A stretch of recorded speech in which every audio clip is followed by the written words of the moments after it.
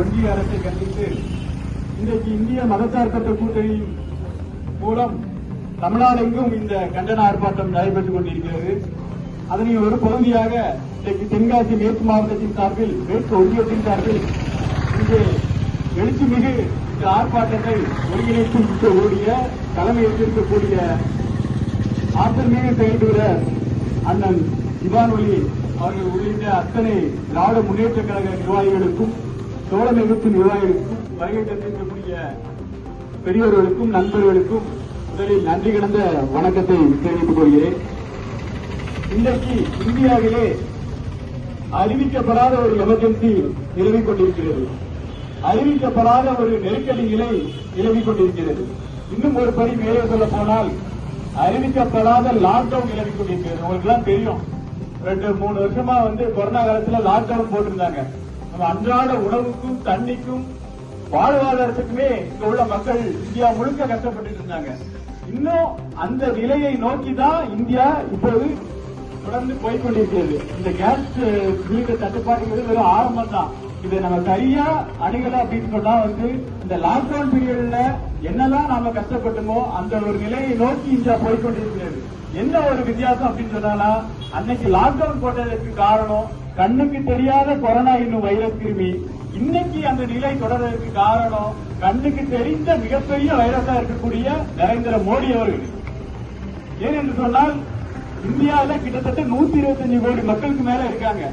இவ்வளவு மக்கள் தொகை இருக்கக்கூடிய ஒரு நாட்டிலே ஆளக்கூடிய பிரதமர் எவ்வளவு ஆற்றல் மிக்க தலைவராக இருக்கணும், தன்னிச்சையாக முடிவெடுக்க தெரிந்த தலைவராக இருக்கணும், தன்னுடைய மக்களுக்கு வரக்கூடிய ஆபத்தினை நெருக்கடியை முன்கூட்டியே உணர்ந்து அதற்கு தீர்வு காணக்கூடிய தலைவராக இருக்கணும். இந்த தகுதியில ஏதாவது ஒரு தகுதி இன்றைக்கு ஆண்டு கொண்டிருக்கக்கூடிய மோடிக்கு இருக்கிறதா என்று கேட்டால் நிச்சயமாக கிடையாது. அதனுடைய விளைவுதான் இன்றைக்கு தெருவில் மக்கள் இறங்கி போராடிட்டு இருக்காங்க. முன்னாடி பேசினவங்க மிக அழகாக சொன்னாங்க, ஈரான் வளைகுடா நாட்டில் போர் நடந்துட்டு இருக்கு, இன்னைக்கு நமக்கு தட்டுப்பாடு. நேற்று ஆரம்பிச்ச போரா இது? ஈரான் முதலாக தாக்குதலுக்குள்ளாப்பட்டது பல மாசங்கள் ஆச்சு. அந்த தாக்குதல் நடந்து 2வது நாளே கடல் போக்குவரத்தை அவங்க அடைச்சு விட்டாங்க ஈரான்காரங்க. அப்பவே தெரியும் நம்மளுக்கு சிலிண்டர் தட்டுப்பாடு இங்க நிலவும் என்று. அது தெரிஞ்சிருந்தால் அப்பவே இதற்கு தீர்வு காணப்பட்டிருக்கலாம். இங்கே உள்நாட்டு உற்பத்தி அதிகரிச்சிருக்கலாம், வேறு வகையில அதை சரி பண்ணிருக்கலாம். இன்னைக்கு இந்தியாவுக்கு பிரச்சனை இருக்கு, ஆனா அங்க எங்கேயுமே சிலிண்டர்களை ஏற்றல, சிலிண்டர் தட்டுப்பாடு இல்ல. பாகிஸ்தானை தவிர பாகிஸ்தான்ல மட்டும்தான் கொஞ்சம் சிலிண்டர்களை ஏற்றிருக்காங்க. அதை விட அதிகமா நம்ம நாட்டில் இருக்கு. அவங்க எல்லாம் எப்படி சரி பண்ணாங்க? காரணம் என்ன அப்படின்னா, முன்கூட்டியே அவர்கள் அதை கணித்து அதற்கான உள் உற்பத்தியை பெருக்கி அதற்கு தேவையான அனைத்து வசதிகளையும் செய்ததன் காரணமாக இன்னைக்கு அந்த நாட்டு மக்கள் எல்லாம் கேஸ் சிலிண்டர் இல்லாம கேஸ் சிலிண்டரோட அவங்களுக்கு இந்த பிரச்சனை இல்லாம இருக்காங்க. ஆனா நம்முடைய பிரதமர் முழுக்க அமெரிக்க அதிபர் டிரம்போட கைப்பாவையா அவர் கண்ணசைத்து ஆடக்கூடிய ஒரு பொம்மையா இருந்துட்டு இருக்காரு. நாம தான் இவ்வளவு நாள் என்ன நினைச்சிட்டு இருந்தோம், இருக்கிற பெரிய அடிமை அஇஅதிமுக அடிமை தான் பிஜேபியோட அடிமை நினைச்சிட்டு இருந்தோம். அது மிஞ்சிற அளவுக்கு ஒரு கொத்த அடிமையா நம்முடைய நரேந்திர மோடி அவர்கள் அமெரிக்க அதிபர் டிரம்புக்கு இருக்கிறார் என்பது இந்த நிலையில 10 வருஷமா இருக்கு. எவ்வளவு பெரிய கேவலம்! இன்னைக்கு இவ்வளவு மக்கள் நம்ம கூடி இருக்குமே, நம்மளுக்கு ஆளக்கூடிய பிரதமர் மோடியா இல்ல ட்ரம்பா? இங்க ஒரு சந்தேகம் நமக்கு எல்லாம் இருக்குங்களா? நமக்கு எவ்வளவு பெரிய அவமானம்! அந்த அவமானத்தை தேடி தந்த பிரதமர் தான் இன்னைக்கு நம்மகிட்ட இருக்கக்கூடிய பிரதமர். நம்மளுக்கு இங்க எல்லாம் சொன்னாங்க, ஒரு நிதியே தரல, கல்வி நிதி தரல, பேரிடர் நிதி தரல, வரையா நம்ம வரிகட்டுற ஜிஎஸ்டி, அதுக்குள்ள எந்த வரியுமே வரி பணத்தையுமே நம்மளுக்கு தராமலே ஆனால் நம்மளுக்கு இருக்கக்கூடிய இந்த திராவிட மாடல் அரசு, முத்துவேல் கருணாநிதி ஸ்டாலினுடைய அரசு நம்மளுக்கு என்ன வகையில எவ்வளவு எல்லாம் பெரிய தனிகள் செஞ்சிருக்காங்க.